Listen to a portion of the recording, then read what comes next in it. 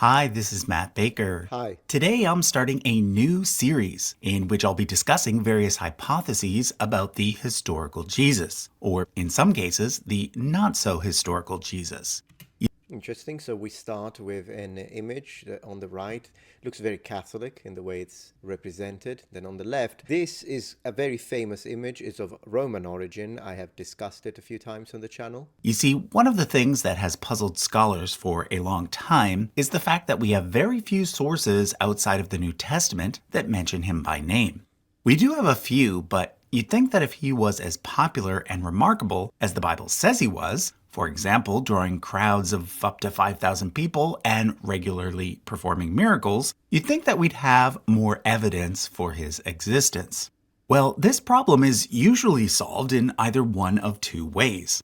The standard explanation, and the one held by the vast majority of secular historians, is that Jesus was simply not as noteworthy during his lifetime as you might think. I think that is a very good way to approach it, and it's the hypothesis that I side with, because if you think about it, he did not begin his preaching until he was 30, at least for what we know.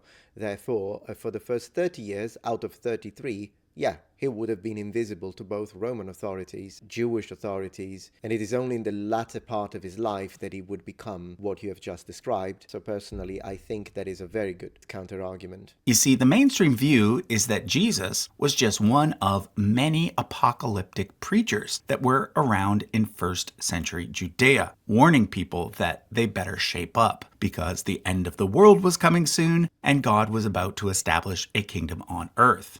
Another possibility, held by a small minority of scholars, is that Jesus simply did not exist at all, and that he was instead a myth developed by early Christians. Well, there is actually a third possibility, and that is that Jesus, his family, and his followers were in fact mentioned in other sources, but under different names. See, that's very interesting, actually. The idea, because I'm not a contrarian, I'm not someone who will disagree always, all the time, just because I have my own preconceived ideas that, of course, come from research.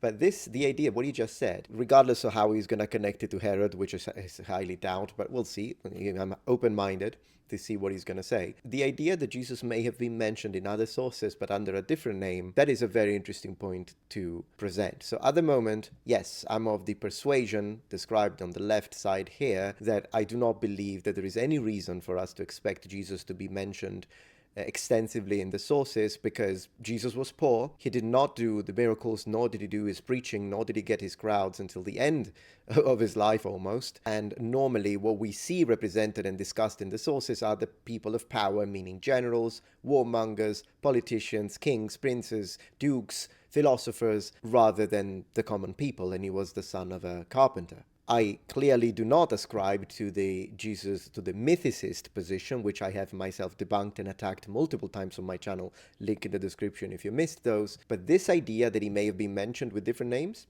very intriguing. In other words, maybe Jesus wasn't Jesus's real name, or at least not his original name.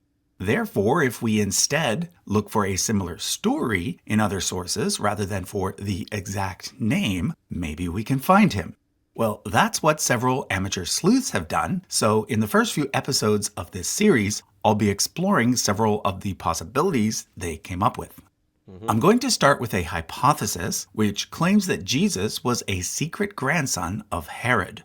Personally, it's not the hypothesis that I think is the most likely to be true, but it's definitely the one that I most want to be true, because it's basically the equivalent of a good old useful charts Who Would Be King episode. Interesting. I wonder if that created a little bias there. I mean, we all have our own biases, and I recognize my own biases whenever I address a topic for which I have my own desire towards the results of said inquiry, investigation, or research.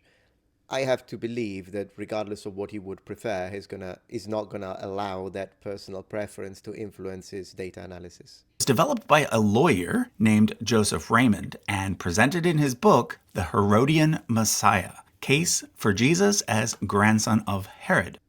But before I jump into it, I want to make it clear to you that this series is going to be dealing with a lot of controversial ideas, which is why I specifically asked Ground News to sponsor this video. Excellent sponsor. I love ground news. Okay, back to hypothesis number 1. Jesus was a secret grandson of Herod.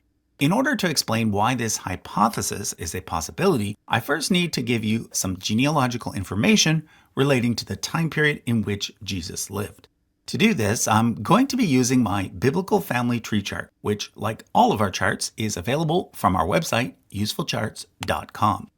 You're probably familiar with the Maccabees, who are the heroes of the Hanukkah story. They led a revolt against the Greeks, who had desecrated the Jewish temple.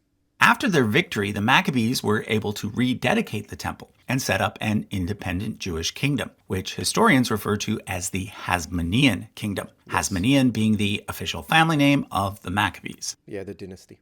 Several generations of Hasmoneans ruled this kingdom, serving as both high priests and monarchs, until the 60s BCE, when there was a civil war between two brothers, Hyrcanus II and Aristobulus II.